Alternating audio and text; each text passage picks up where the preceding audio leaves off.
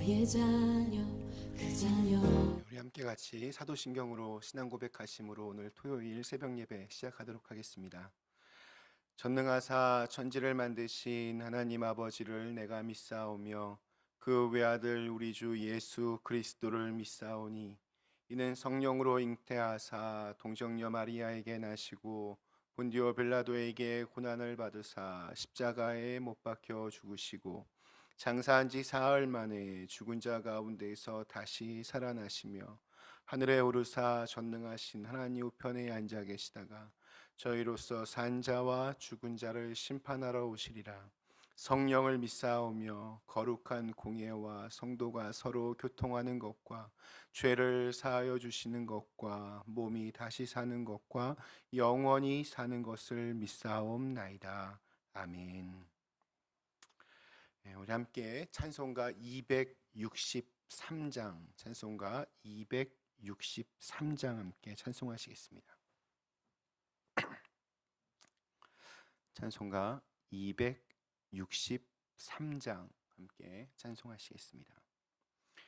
이 세상 엄하고 나 비록 약하나 늘 기도 힘쓰면 큰 권능 얻겠네.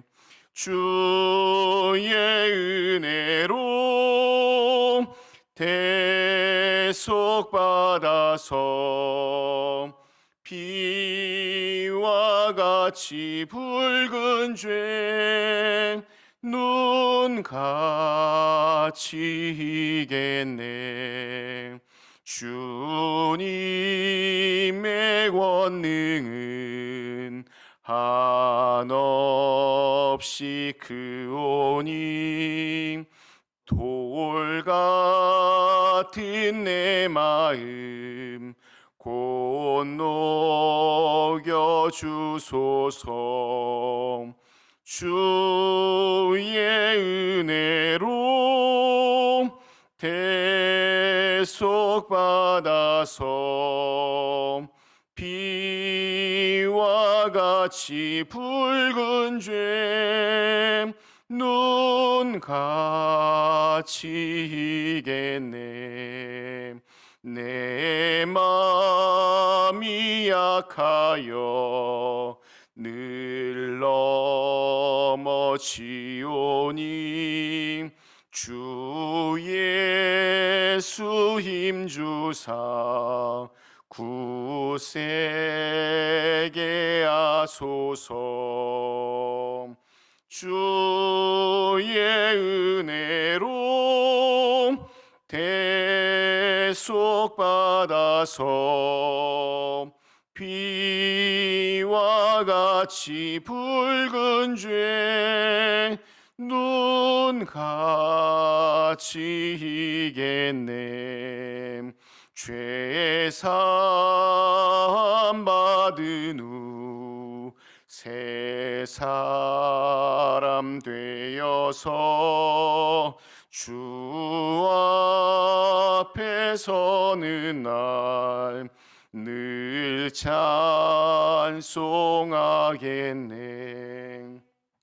주의 은혜로 대속받아서 피와 같이 붉은 죄 눈같이 이겠네. 아멘. 네, 함께 우리 요한복음 7장, 오늘 요한복음 7장 우리 37절에서 53절에 있는 말씀으로 함께 같이 이 아침 시작하도록 하겠습니다. 요한복음 7장 우리 37절에서 53절에 있는 말씀입니다.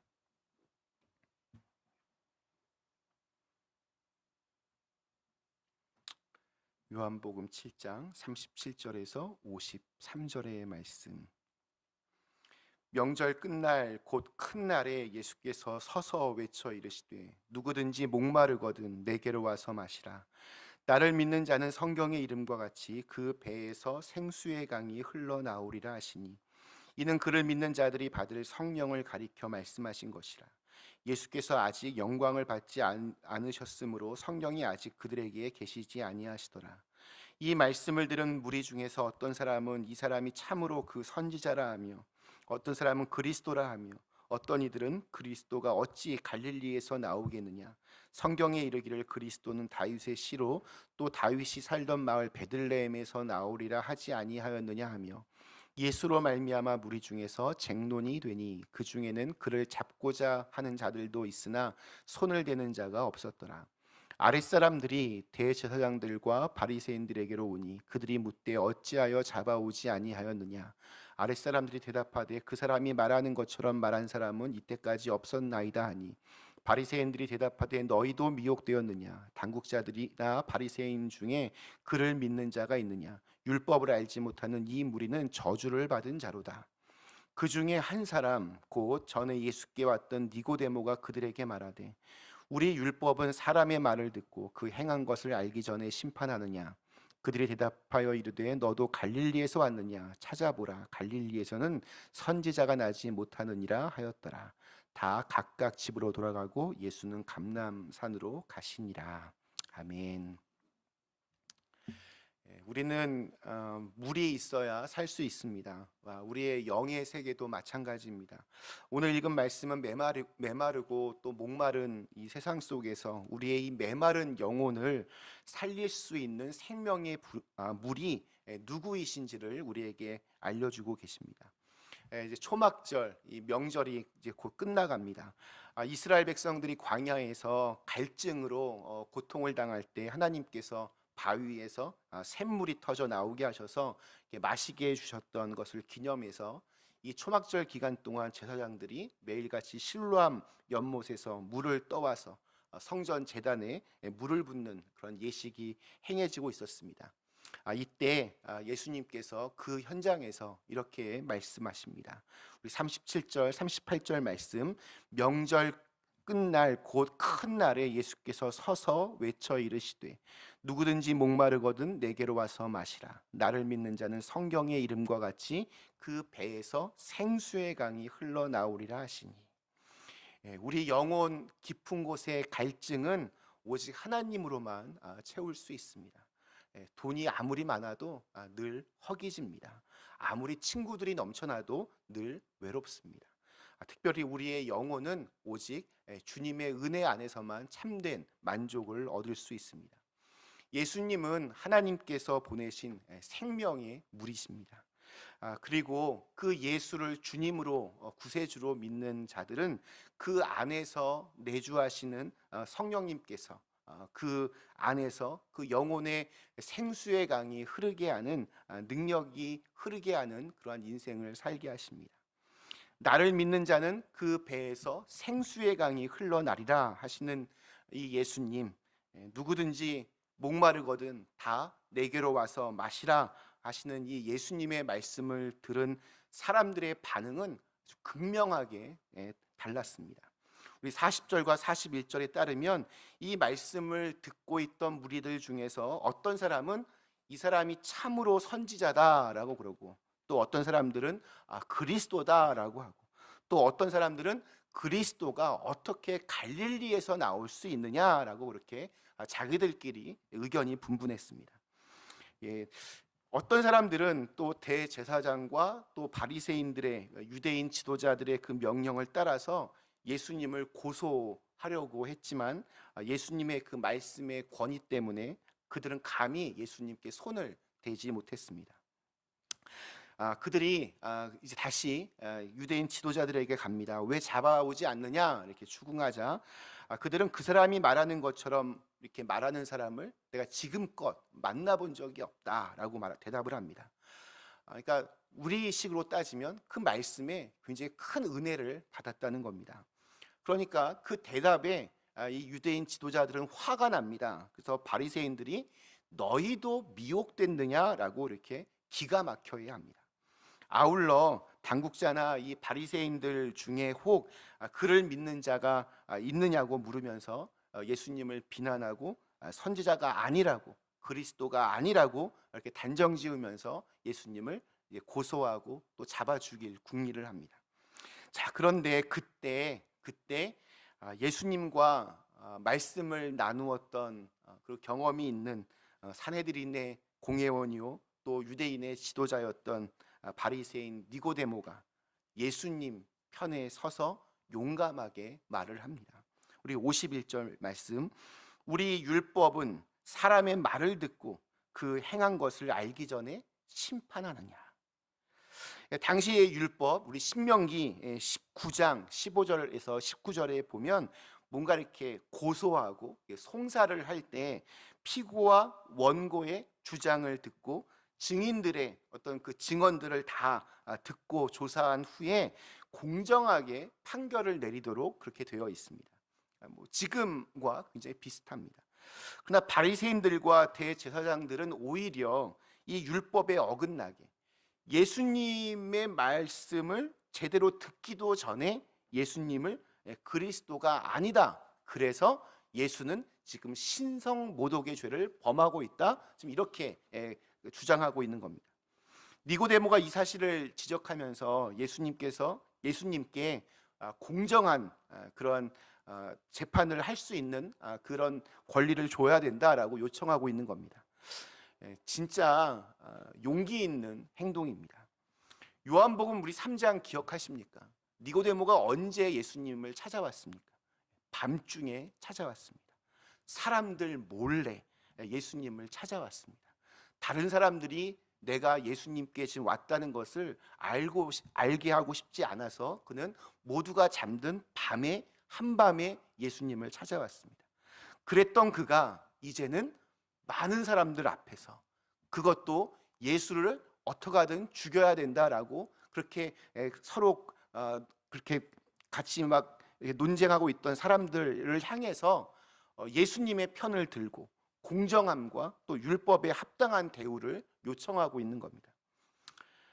우리 니고데모, 율법을 정말 잘 지키면 자신의 이 어떤 목마름이 해결될 줄 알았지만 그의 삶의 어두움은 더해져서 예수님을 찾았었습니다.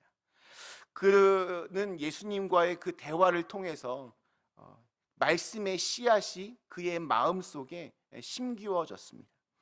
그리고 그 말씀을 마음에 소중하게 간직했습니다. 그는 이제 이러한 상황 속에서, 그러니까 예수님을 이렇게 옹호하고 예수님을 변호하면 뭔가 이렇게 박탈이 될 수도 있는 자신의 지위와 명예, 많은 소유에도 불구하고 예수님의 편에 서서 예수님을 도와줍니다. 자, 그러나 대제사장과 바리새인들은 자신들의 편에 서지 않는 니고데모에게 심한 모욕을 줍니다. 우리 52절 말씀, 그들이 대답하여 이르되 너도 갈릴리에서 왔느냐? 찾아보라, 갈릴리에서는 선지자가 나지 못하느니라 하였더라. 우리 어제도 말씀드렸지만 메시아가 이 땅에 오는 어떤 징표 중에 하나가 다윗의 고향이었던 베들레헴에서 태어나는 겁니다. 근데 예수님 베들레헴에서 태어났지만 사람들은 그걸 몰랐습니다. 그냥 갈릴리에서 자랐으니 그냥 나사렛 출신이려니 그렇게 추측했습니다. 자, 예수님의 말씀을 기억하면서 그것을 마음속에 소중히 담고 있었던 니고데모는 이후에 예수님께서 십자가에 못 박히셔서 돌아가신 후에도 아무도 그 예수님의 죽음 때문에 다들 두려워 떨고 있는 그때에 아무도 나서지 않고 있던 그때에 왕의 장례식 정도에나 필요한 100리트라 정도의 모략과 침향 섞은 것을 가지고 와서 아리마대 사람 요셉과 함께 예수님의 장례를 도왔다고 우리 요한복음 19장에서 그렇게 증언을 합니다. 예수님의 죽음이 자신을 위한 왕의 죽으심을 깨달았기 때문에 그는 자기의 이 영적인 갈증을 채우시기 위해 십자가에서 물과 피를 다 쏟으신 예수님께 자신이 어떻게 보면 평생 모은 재산을 쏟아서 자신의 믿음을 고백하는 그런 행위를 하였습니다. 예수님만이 그의 갈증을, 예수님만이 또한 우리의 갈증을, 또 이 땅의 수많은 사람들의 그 갈증을 해결해 주실 수 있는 유일한 생명의 물이 되십니다. 하나님께서는 우리 믿는 자들 안에 우리의 영적인 그러한 갈등을 해결해 주실 생명수 되신 예수님, 진리의 영이신 성령님께서 말씀으로 이렇게 가득하기를 원하십니다.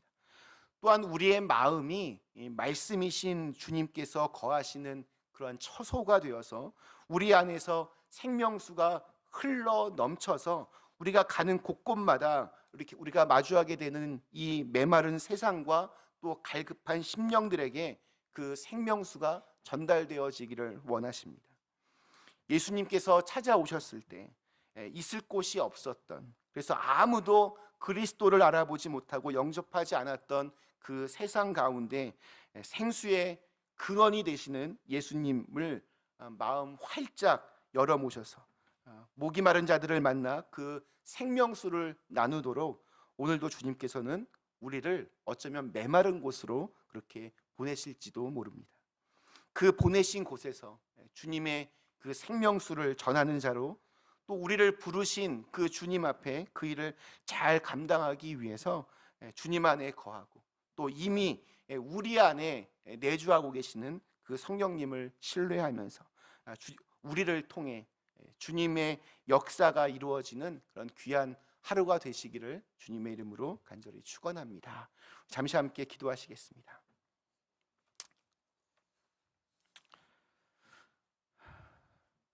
전능하신 하나님, 오늘 우리의 유일한 생명수가 되시는 우리 예수님 자신을 그렇게 드러내시는 예수님을 저희가 함께 같이 보았습니다. 네, 정말 이 험한 세상에서 살아가면서 우리는 늘 목마릅니다. 그 어떠한 것도 이 영혼의 갈증을 해결해 주지 못합니다. 주님, 오직 주님만이 우리의 정말 생명수가 되십니다. 그 주님을 우리의 마음속에 모시고 그 주님으로 인하여 또한 우리 안에 함께 하시는 그 성령님으로 인하여서 우리의 삶 속에서 그런 생명수들이 흘러 넘치게 하여 주시옵소서. 이 메마른 광야와 같은 이 세상에서 어느 누군가에게 또한 그 생명수를 통하여 또 다시 한번 생명이 살아나는 귀한 은혜가 있게 하여 주시옵소서. 예수님의 이름으로 간절히 기도드리옵나이다. 아멘. 하늘에 계신 우리 아버지여, 이름이 거룩히 여김을 받으시오며 나라의 임하옵시오며 뜻이 하늘에서 이룬 것 같이 땅에서도 이루어지이다. 오늘날 우리에게 일용할 양식을 주옵시고 우리가 우리에게 죄 지은 자를 사하여 준 것 같이 우리의 죄를 사하여 주옵시고 우리를 시험에 들게 하지 마옵시고 다만 악에서 구하옵소서. 대개 나라와 권세와 영광이 아버지께 영원히 있사옵나이다. 아멘.